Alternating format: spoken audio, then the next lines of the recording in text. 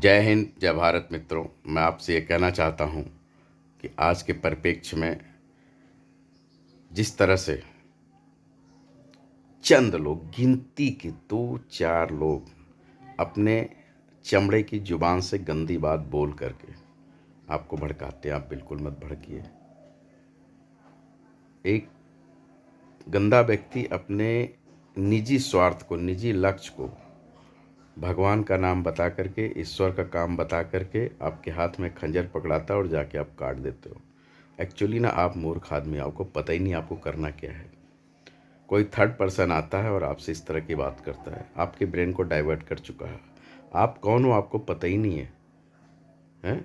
आपको बताता है ये अल्लाह का हुक्म है। अरे अल्लाह ने तेरे को हुक्म दिया तो तू जाके करना भाई, मेरे हाथ में खंजर क्यों पकड़ाता है, हैं? और आपको लोग सोशल मीडिया पे बहुत भड़काएंगे, आपको भड़कने की ज़रूरत नहीं है। ये भारत भूखंड धरती पर है। आप सभी लोग किसी धर्म से जुड़े या न जुड़े, इस धरती से तो जुड़े हुए हैं ना। हाँ, पैदा होते हैं माँ की कोख से, बाप पाल पोस के बड़ा करता है, समाज में उठते हैं, फिर आप पितृण से मुक्ति पाते हैं, अपने लिए शादी करते हैं, बच्चे पैदा करते हैं, उनको पढ़ा ले लिखाते, यही काम है आपका भाई। बाकी धर्म जीने का रास्ता है। जितने साइंटिफिक कारण मिले आपको वो अपनाइए। किसी का गला काटना साइंटिफिक नहीं हो सकता। किस अल्लाह ने कब किसको हुक्म दिया और उसने फिर आपको आके बता दिया और आप उसकी बात मान के चले गए सलीम को मारने। किसी ने अल्लाह के नाम पे बताया और आप चले गए उसका गला काटने। और यहाँ कुछ लोग कह रहे सलीम भाई तुम संघर्ष करो, हम तुम्हारे साथ। अरे भाई, उसका गला कट गया, आप क्या संघर्ष करेगा, है? उसका बदला भी तुम नहीं ले पाओगे। तुम जितने लोगों को कोई बदला नहीं ले पाएगा। मोदी नहीं हो कि ऑपरेशन सिंदूर करवा दोगे, बहुत करोगे, समाज में क्लेश पैदा कर सकते हो, द्वेष पैदा कर सकते हो, ठीक है।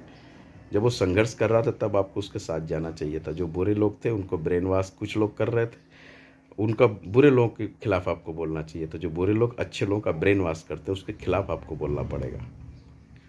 जो उनका ब्रेन वॉश हो चुका है ऐसे लोगों को ढूंढना पड़ेगा। जिनका ब्रेन वॉश हो चुका है ऐसे लोगों को ढूंढना पड़ेगा, उन्हें सही रास्ते पर लाना होगा। समाज के ठेकेदार लोग नहीं है यहाँ पे, समाज आपसे है।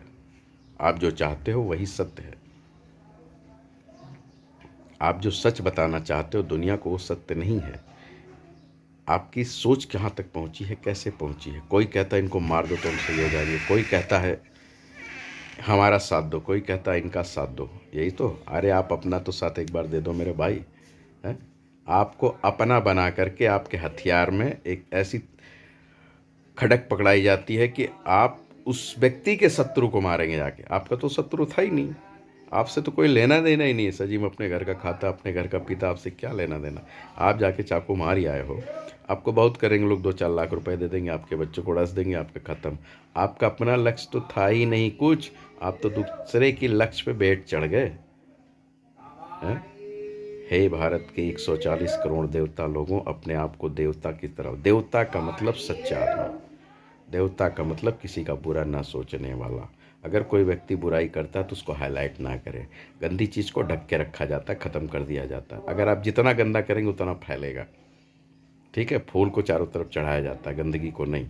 गंदगी को ख़त्म किया जाता है, पंच तत्व में विलीन किया जाता है, तब वो फिर से होती है। क्या समझे? किसी एक के कहने पर आप इस तरह से पहुंच जा रहे हो किसी को मारने, गलत बात है। हे भारत के 140 करोड़ देवता लोगों, आपको कोटि कोटि नमन। कहीं भी किसी भी दुष्ट व्यक्ति के कहने पर किसी का विरोध ना करें, आज से कसम खाएं। मुझे पता है आपकी टीम बहुत बड़ी है।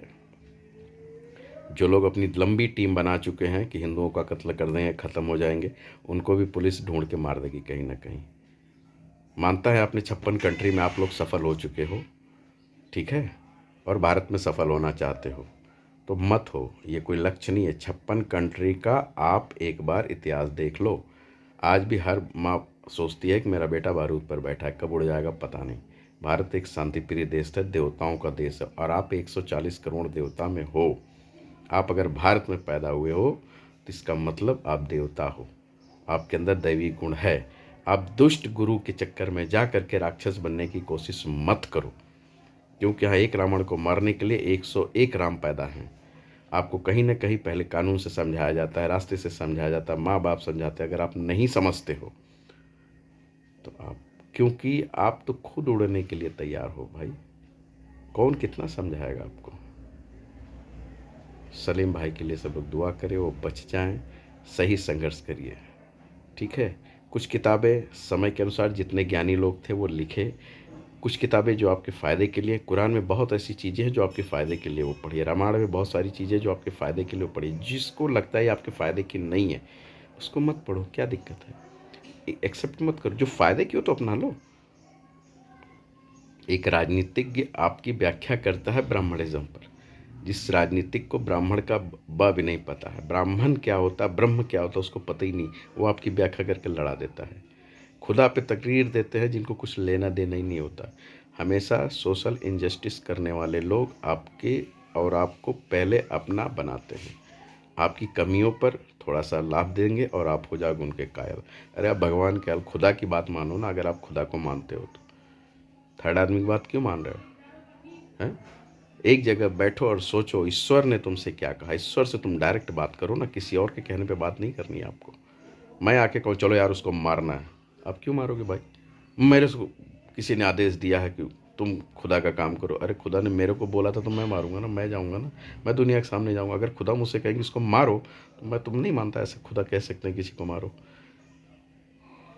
गलत बात है, ठीक है। ये जो भ्रम करने वाले लोग हैं इनसे बचिए आप लोग। आप लोग भारत में पैदा हुए हैं, दुनिया में क्या हो रहा है उससे सबक लीजिए और स्वस्थ रहिए। अपने मस्तिष्क को और अपने बच्चों को स्वस्थ मस्तिष्क दीजिए, एक स्वस्थ कल्चर की योजना बनाइए। जय हिंद, जय भारत।